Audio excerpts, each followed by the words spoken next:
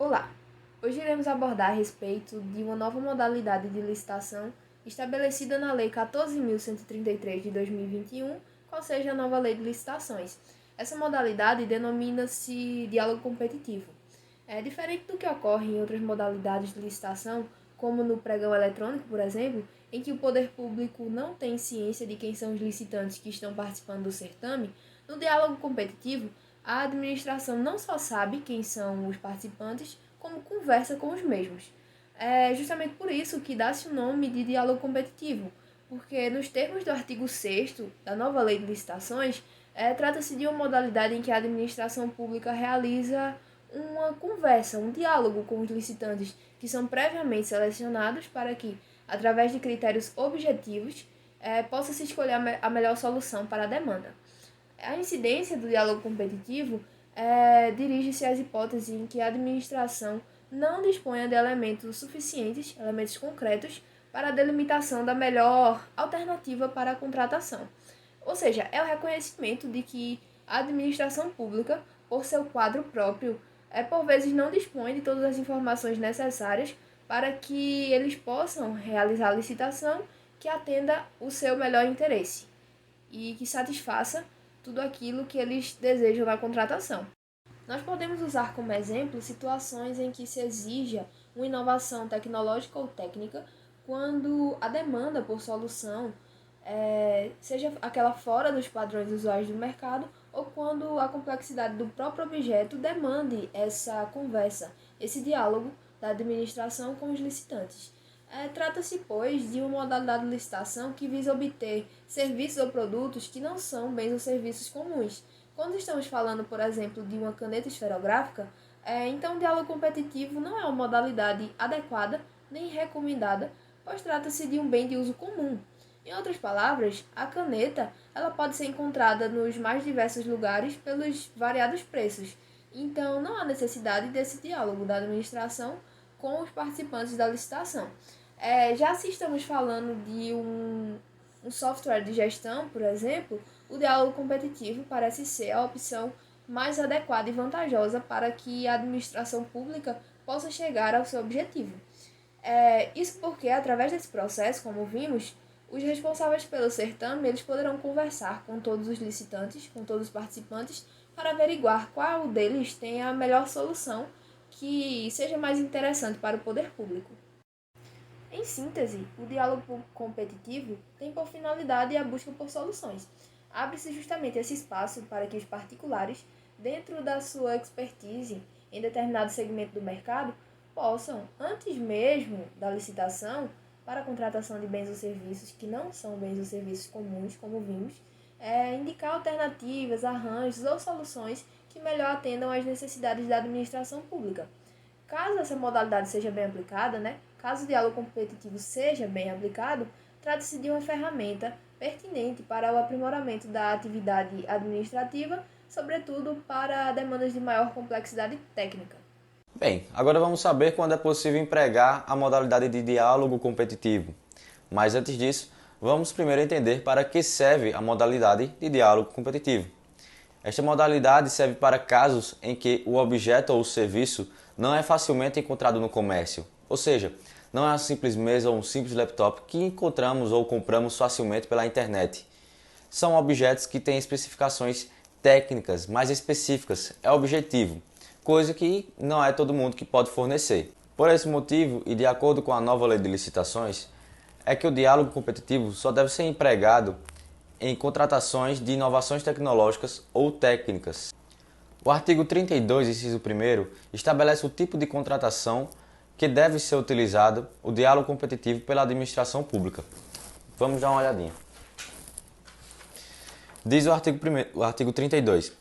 A modalidade de diálogo competitivo é restrita a contratações em que a administração, inciso 1º, vise a contratar objeto que envolva as seguintes condições: inovação tecnológica ou técnica, impossibilidade de o órgão ou entidade ter sua necessidade satisfeita sem a adaptação de soluções disponíveis no mercado e impossibilidade de as especificações técnicas serem definidas com precisão suficiente pela administração. Já o inciso 2º do mesmo artigo estabelece alguns requisitos para definir e identificar o que a administração pública deve buscar nesse objeto ou serviço. E ela diz o seguinte, inciso segundo, verifique a necessidade de definir e identificar os meios e as alternativas que possam satisfazer suas necessidades, com destaque para os seguintes aspectos: a solução técnica mais adequada, os requisitos técnicos aptos a concretizar a solução já definida, a estrutura jurídica ou financeira do contrato. Pois bem, acredito que ficou claro que o diálogo competitivo é empregado em contratações que o objeto ou o serviço não é facilmente encontrado ou o comércio não supra a necessidade da administração pública. No diálogo competitivo, a licitação ela se divide de maneira geral em duas fases, a fase de diálogo e a fase competitiva.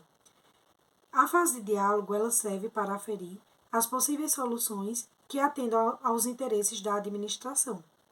Ela se inicia com a instauração de uma comissão de contratação, que, em regra, é formada por servidores efetivos, mas que podem ser assessoradas por consultores técnicos contratados.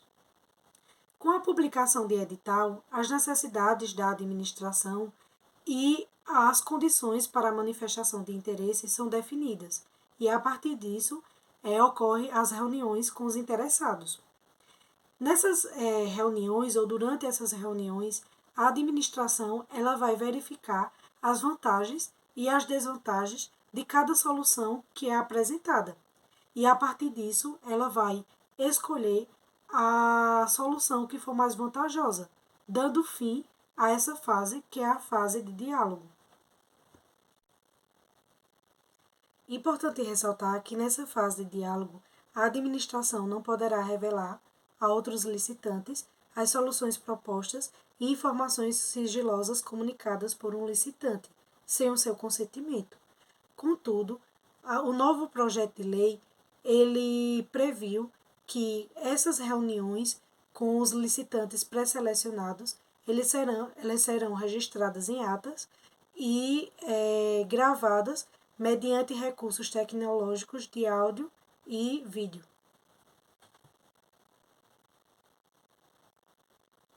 Por sua vez, a fase competitiva inicia-se após a fase do diálogo, com a publicação de um novo edital que conterá a especificação da solução que melhor atenda aos interesses da administração pública e os critérios objetivos a serem utilizados para a seleção da proposta mais vantajosa.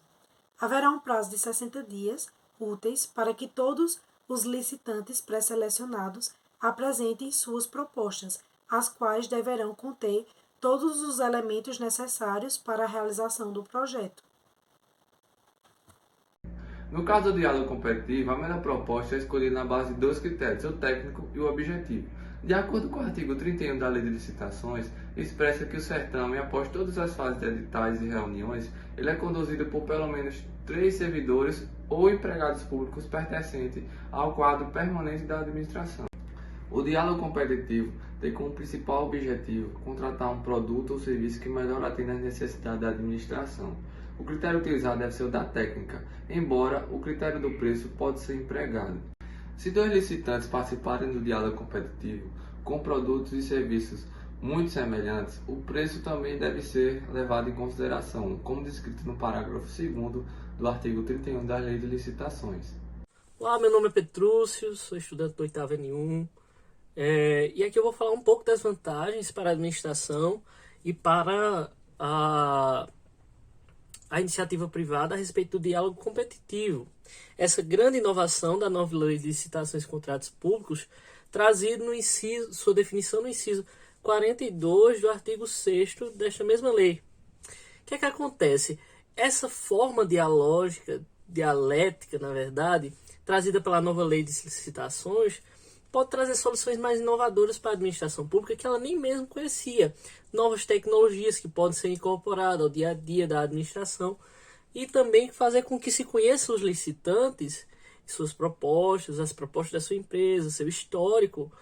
Por exemplo, algum licitante pode dizer que já tem experiência na solução daquele tipo de problema, com um caso semelhante, e conhecer o histórico das empresas de uma maneira mais profunda, que num procedimento engessado, como a gente vinha, e ainda alguns procedimentos que existem ainda, não é possível.